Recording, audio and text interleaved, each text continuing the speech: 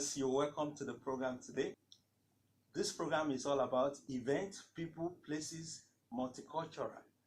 And today we're going to be talking about what is happening in our community. For the fifth time, as you are all aware, in a row, Melbourne is the most livable city in the world.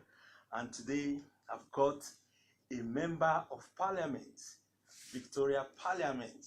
I'm really honored to be invited and to also be in the office of a member of a parliament to talk to you all in the community. This is someone I've known, and with the little time I've known her in the community, I've been following her updates. I see that she's someone that is really helping our community, and I would like her to introduce herself. Then we go into the program. Don't blink your eyes. Hello. Hello. Thank you so much for the invitation to come on your show. It's a fantastic opportunity, and I think you're doing a fantastic job on this show. My name is Rachel Carling Jenkins, and I'm a member of the Upper Western Metropolitan Region. I'm a member for the Democratic Labor Party, and I sit there with 40 other people in the upper house in Victorian State Parliament. Wow, I am honored to be here sitting with a member of the Parliament of Victoria. Oh, so today we want you to, I personally want you to tell the viewers what you are doing, how do you represent your community at the Parliament of Victoria? That's a great question. Now, my role overall in the community is about listening to community concerns and making sure that I then present them appropriately and honestly and as transparently as possible to the upper house of Victoria. We deal with a number of issues in our parliament, as you'd be aware, and my role is to make sure that the voices of people are being heard, whether that's around legislation that's coming through the parliament or whether that's around community concerns that haven't actually been raised formally in parliament. So part of what I can do every week that I'm in parliament is raise issues in the form of member statements. They only go for 90 seconds, but you can say a lot in 90 seconds. And I can also raise issues directly with ministers, either through questions from the floor or through adjournment speeches. So I meet with a lot of constituents here in this office, and we talk about their concerns. Some of them are concerns that I've already been aware of, but often I get people coming in who express concerns that I've never heard of. So it's extremely important for people to come in and let me know their views and what they're going through so that I can represent them in the Parliament. Thank you so much. And what have you achieved so far? I have had some small wins with constituents who come in and raise concerns where I've been able to smooth things over. For example, one woman was really struggling to get her children into kindergarten, and I was able to ensure that process for her. So that was, so I can do small wins like that. I can also do larger things. So I was able to initiate a inquiry into sham contractors to protect workers in this area, to make sure that they were getting a fair go when they were working on construction sites. Another achievement last year was around improvements for people with disabilities in the field of employment. So raising the issue of the work that they do in the social enterprises that they work in, raising that to the Parliament, and that's something I'll continue to do this year. There's been quite a bit of awareness raising there, which is helping people with disabilities in our community. Another really important issue in this area is homelessness.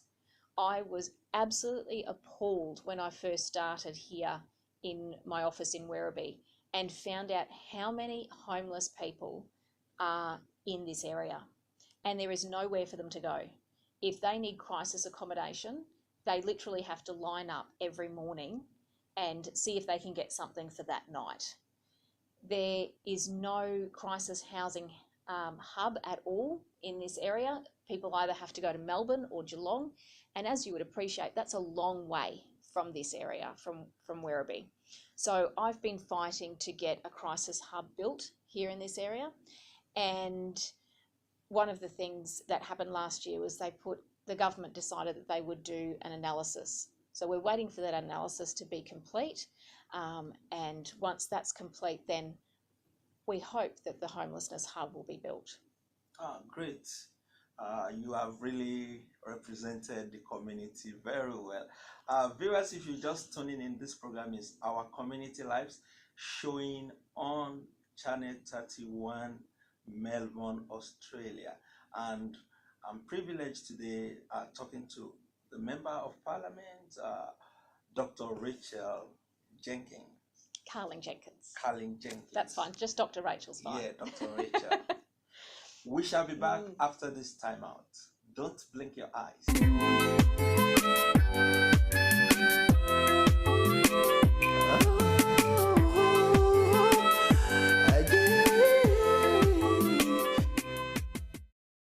Viewers, you're welcome back to the program. If you're just joining us, the program is Our Community Lives.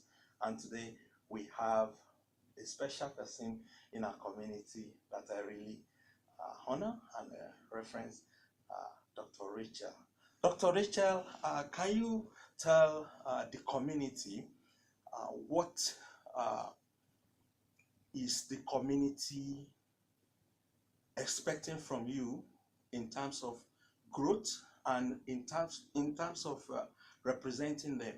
And I am also aware that you have putting up a petition concerning the family. Can you explain more on that too, to Sure. the community? What is the petition all about, and what is the population growth of your constituency? Sure. I have a really interesting constituency here in Western Metro. There's a growing population of people from all ethnic backgrounds here. And generally we have a lower socioeconomic community here as well. So we're facing a lot of issues here about growing very quickly without necessarily adequate public transport to keep up with that demand. We have issues around schools. We have some primary schools in the area, but we don't have enough high schools to cope with the growing families. So these are all the kinds of issues that people are raising with me. One of the parts of your question there was around what expectations people have of me. And I think that people have fairly low expectations of politicians. And I think that's really sad, because there's been an idea that politicians aren't really there to represent people, and I'm here to dispute that. So my aim is to represent people. So when people come in, I make as many constituent appointments as I possibly can so that I can actually listen to the needs of people here and to raise that expectation for people so that they feel as though that we can achieve something together. I think that's really important. One of the things that I'm doing, as you said, is getting out petitions at the moment. I've introduced a bill. It's called the Infant Viability Bill, and it is focused on helping women and their children in the later terms of pregnancy to ensure that infants who are viable are supported while in the womb, which means their mothers have to be supported as well, supporting them up to the time of their birth.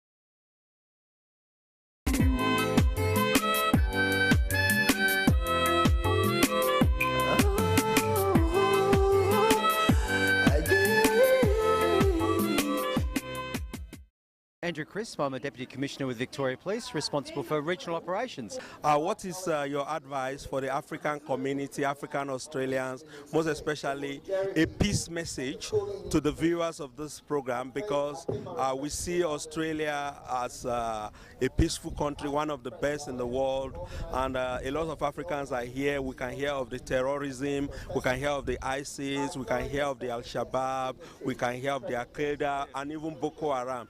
And as a first man, what advice do you have to the viewers and the community? I'd suggest Victoria and Melbourne is overall a very, very safe place. So it's about just going about your business as you normally would do. Again, obviously, if you see something happen you're suspicious of, if it's urgent, you ring 000. If it's something that can go through our Crime Stoppers, you ring 1800 333 000. But it's a safe place. Look around here today. Look at us. We're all having a great time. So keep things in perspective and just do the right thing. And what is your message for the other community and visitors coming to Australia, coming in and out, most especially the refugees, asylum seekers and migrants? Oh, look, again, coming into Victoria and Melbourne, it's a very welcoming city, a welcoming state. We are made up of people from all over the world, so no matter who comes, whether you come as a visitor or a refugee or whatever your status, you'll be open with open arms here in Melbourne. You know, we're made up of so many people from so many different countries. That's what makes us such a great place. Keep watching our Community Lives, Channel 31. Yeah, thank you, sir.